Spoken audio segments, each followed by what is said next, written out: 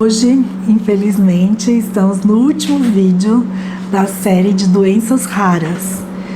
Se você não assistiu os outros vídeos, eu recomendo você assistir, porque é uma sequência e eu vou falar um pouquinho de conceitos, tudo. E hoje, especificamente, eu vou falar sobre as canalopatias epiléticas. Eu vou englobar um termo muito amplo, né? Mas muitas canalopatias epiléticas, elas têm como uma manifestação clínica as crises epiléticas. E crises epiléticas, muitas vezes, de difícil controle. Então, nós temos, dentre as síndromes epiléticas, a gente tem a síndrome, a encefalopatia epilética de desenvolvimento de início precoce, a epilepsia com crises focais migratórias, a gente tem a síndrome dos espasmos epiléticos, síndrome de West, que foi falado no vídeo anterior, a síndrome de Dravet, que eu falo bastante, né, tanto aqui no YouTube quanto no Instagram, vocês podem ir até lá. E também nós temos as epilepsias com etiologias específicas, que também incluem algumas canalopatias. Para introduzir esse assunto, eu vou falar de alguns conceitos que talvez você já saiba, mas que muitas pessoas ainda não sabem e a gente pode até revisar. Como que a gente vai saber que é uma canalopatia? Diante de um paciente que tem crises epiléticas. Começou com crises focais, ou crises com espasmos, ou crises tônicas. Não sei exatamente, pode ser qualquer tipo de crise. A gente não tem uma lesão estrutural bem definida, a história clínica pré-natal, pós-natal, não sugere nada específico, né, de uma paralisia cerebral, de uma hipóxia, de algo parecido. Às vezes a história da família é uma história que não tem casos de epilepsia, e é o primeiro filho ou o segundo filho que nasceu com crises muito precoces, né? Às vezes no primeiro mês de vida, pode ser no terceiro, 6 meses ou até um pouquinho mais tarde. Este termo que a gente chama canalopatias é um termo muito amplo, que significa que você tem uma alteração, patia, que é uma alteração, uma doença, uma alteração em canais. Canais é como se fosse uma portinha mesmo, né? Uma portinha que eu vou mostrar aqui numa figura, como se fosse uma portinha que ele passa, que a gente chama de íons, né? Íons, ou faz a modulação para neurotransmissores. A gente tem várias canalopatias que também dão doenças cardíacas e podem também manifestar em doenças neuromusculares, mas especificamente hoje eu vou falar sobre as canalopatias de origem que levam à manifestação de crises epiléticas, que foi também o objetivo da minha tese. Na minha tese, né, e também nos estudos de séries de casos, em torno de 40% das encefalopatias epiléticas do desenvolvimento, ou DEE, são canalopatias. Então, como um grupo, é um grupo muito grande. Então, a síndrome de Dravet é a síndrome que mais representa uma canalopatia. É a que tem uma frequência muito maior, né, em todo o mundo, não é só aqui no Brasil, não é só nos Estados Unidos. Então, nós temos um grande número de pacientes que não estão diagnosticados porque não tiveram acesso ao teste ou porque o colega neurologista ou pediatra ou a pessoa que acompanha não fez essa hipótese de Dravet ou uma canalopatia. Como a gente vai conduzir um caso que a gente suspeita de canalopatia? Então, primeiramente, tirando uma história muito bem detalhada, quando começou as crises, quais são os tipos de crise, se tem histórico familiar. O eletroencefalograma algumas vezes ajuda, mas ele não é muito característico, né? Na maioria das vezes não é característico. E também aí você pode suspeitar, né, pela história clínica, pela idade, tudo, de algum tipo e também até pela frequência, né? Por exemplo, o Dravet, como ele é muito frequente, às vezes pela história a gente já consegue saber ter essa hipótese. Então, numa criança muito pequena, num período muito neonatal, lactente, a gente tem aquela epilepsia que chama epilepsia focal migratória da infância. Já falei em outros vídeos, pode voltar lá. E essa epilepsia focal migratória, ela, mais de 70%, 70%, 80%, ela é causada pelo gene, que é uma canalopatia, né, um gene que leva a isso, que é o gene KCNT1. Ele pode dar uma epilepsia, que a gente chama focal noturna, ou uma epilepsia focal migratória. Eu tenho um caso, né, dessa epilepsia frontal noturna, que ela é muito rara e ela é muito difícil de diagnosticar, porque ela não tem uma característica tão específica. E foi, na maioria das vezes, a gente diagnostica pelo teste genético. Vou falar aqui um pouquinho desses testes para vocês entenderem. Então, o cariótipo é aquele exame mais geral que você vai ver coisas grandes. Então, uma alteração no número de cromossomos ou pedaços grandes, então não vai diagnosticar a canalopatia. O CGH-array ou SNP-array vai ver um pouco mais, né, do que o cariótipo, um pouquinho mais, não, bastante alteração, né, do nosso material genético, mas ele tem uma capacidade que chega a 50 pares de base.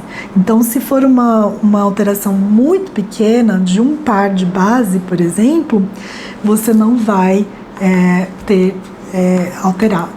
Então, se for uma deleção, uma duplicação, aí você pode pegar, mas não pegaria na maioria dos casos. O MLPA, que são sondas específicas, tudo, ele não está sendo muito utilizado para isso. Vou falar do Sanger, mas ele é uma técnica, que a gente chama uma técnica que estuda um gene. Então, você tem que saber muito especificamente qual gene, qual que você está estudando para pedir. Então, na maioria das vezes, você tem o que a gente chama do sequenciamento de nova geração, que hoje está muito mais barato e que você vai ver os nossos 20 mil genes de uma vez. Se você não quiser pedir o exoma, que é o mais amplo, muitas vezes você pode, se você tiver uma suspeita muito grande, a gente faz o que a gente chama de painéis. Painéis são uma seleção de vários genes para aquele fenótipo, para aquela característica clínica. Então, se você suspeita muito de síndrome de Dravet ou o KCNT1 ou o PCDH19, você pode pedir o painel, que talvez em muitos casos está disponível no convênio ou no SUS ou em alguns laboratórios. Você pode usar, mas lembre-se que se você fizer e vier negativo, é importante você ampliar para o exoma, certo? Então o exoma vai ver os 20 mil genes que nós temos hoje na raça humana e o painel vai ver aqueles genes selecionados que a gente suspeita. E aí, isso aqui eu vou pular, porque é um pouco complicado, e a gente vai ter o que a gente chama de mutações ou alterações. Então, são vários tipos de mutações, podem ser mutações que a gente chama de ponto, que é um nucleotídeo, uma base, pode ser o que a gente chama de inserções ou deleções, que são, às vezes, uma sequência de 3 bases ou muito mais bases. Algumas mutações que a gente chama sítios de splicing, que é uma mutação, às vezes não está exatamente no gene, mas está muito próxima, que é aquela região que vai fazer ler aquela sequência, que vai fazer o start para fazer a proteína. E também o que a gente tem, as CNVs, que são deleções muito maiores, então são mais de 50 pares de base. Para que isso?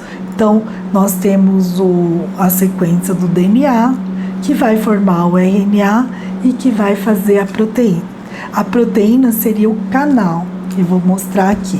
Então, se você não sabe ainda o DNA, o RNA, a proteína, eu sugiro que você veja os nossos vídeos sobre Descomplicando a Genética, que eu vou falar muito, sim, de uma forma bastante simples, o que é o DNA, o RNA, como que isso vai formar a proteína. Então, nós temos, por exemplo, uma proteína normal aqui uma proteína alterada, né? Tá faltando um pedacinho aqui, ou até ausente, ou uma proteína que levou uma função nova, ela, né, ficou um pouquinho diferente e levou uma função totalmente diferente. E aí você tem pessoas, aqui por exemplo, um homozigoto que tem 2 proteínas, né, 100% de proteínas normais. Aqui um heterozigoto que tem uma metade, né, do produto normal e metade alterado. Neste caso, ele pode ou não desenvolver a doença, manifestar. E aqui seria 2 proteínas alteradas. Nestes casos aqui, que a gente chama apossuficiência, você tem uma perda de função naquela proteína. E aí você vai poder ou levar o que a gente chama de uma doença autossômica dominante ou recessiva. Isso é um vídeo para outro assunto, não vou entrar em detalhes. Mas quando o paciente tem uma alteração, né, na proteína que leva uma função nova, a gente chama de ganho de função. E aí que leva à diferença no tratamento. Aqui é uma figura de um neurônio, e aqui é a sinapse, e aqui o outro neurônio, que seria o neurônio pós-sináptico. Aqui eu fiz uma classificação na tese em 3 grupos, né, dos genes que eu tinha, né, dos pacientes. Então, em verde são os canais, aquilo que eu estava comentando. Então, canais são estruturas proteicas que você pode fechar, não deixando passar os íons, ou você pode abrir, deixando passar os íons. Só podem ser íons sódio, potássio, cloro, cálcio. E também tem algumas proteínas que você passa os íons e você ativa o que a gente chama de um segundo mensageiro, um neurotransmissor. Então, são aqueles canais iônicos regulados por ligantes, que você precisa do íon, mas quem vai passar a informação vai ser um neurotransmissor. E aquelas proteínas que a gente chama carreadoras, que ela só vai carregar uma estrutura, por exemplo, a glicose, o ferro, o zinco, aí também não são chamadas como canalopatias, mas são também estruturas que deixam passar alguma substância. E os outros eu não vou falar hoje, mas são outras classes de fisiopatologia, que é a consequência na célula que a gente vai agrupar para estudar de uma forma conjunta. O que é importante quando a gente sabe qual que é a canalopatia? Por exemplo, o canal de sódio, que é mais importante, né? Não o mais importante, mas o que leva muitas vezes às crises epiléticas de difícil controle. Então, você saber se é um ganho ou perda de função. O SN1A, no Dravet, você tem perda de função. Então, tendo a perda de função, né, em neurônios que a gente chama neurônios inibitórios, você vai ter um resultado que é uma excitação que é a crise epilética. Então, se você der uma carbamazepina, uma oxcarbazepina, lamotrigina, que um paciente que tenha perda de função daquele canal de sódio, você vai poder piorar o tipo de crise. Então, fique bem atento, porque qual que é o mecanismo desses medicamentos? É fazer o bloqueio, né, de canais de sódio que levam à transmissão, para o paciente não ter crise. Então, se você já tem 50% de canais alterados e você bloqueia mais, então o paciente vai ficar muito mais vulnerável a ter crise. E por isso que quando a gente sabe a fisiopatologia daquele gene que está alterado, a gente pode melhorar o tratamento. Então, o tratamento que a gente chama de medicina de precisão é mais ou menos isso. Você saber o que o gene faz, se é uma perda ou ganho de função, e escolher o tratamento mais adequado para isso. Diferente no caso de uma canalopatia, que é o SN8A. Se vocês quiserem saber um pouquinho mais, eu tenho vídeo sobre, e hoje a gente tem comunidade tanto do SN8A, do SN1A, do SN2A. Então são comunidades muito importantes, porque eles passaram por várias, né, as famílias passaram por várias experiências ruins, né, de tratamentos que pioraram as crises, justamente porque ou não tinha um diagnóstico, ou porque a pessoa que trata não tinha o conhecimento da fisiopatologia deste gene, que é um gene ou perda ou ganho de função. Tem outros genes que não são esses canais iônicos voltagem independentes, por exemplo, genes que fazem a condução do GABA, por exemplo, o GRIN, são também canais que você tem a mesma questão de ganho ou perda de função.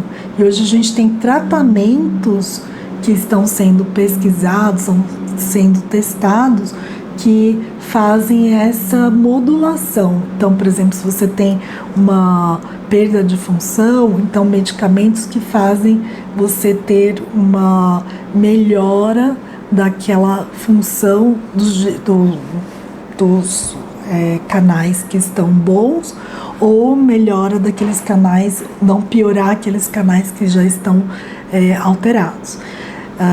Então, é aquela medicina de precisão. Então, o que é importante? Como que a gente vai saber isso?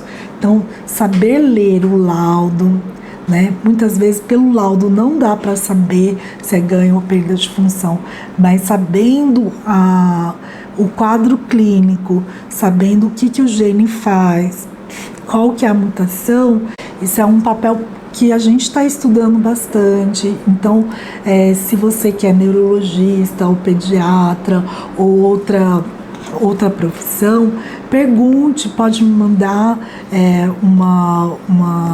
um e-mail ou me chama, porque eu posso ajudar, não só eu, mas como temos vários outros colegas que ajudam a entender melhor essa fisiopatologia.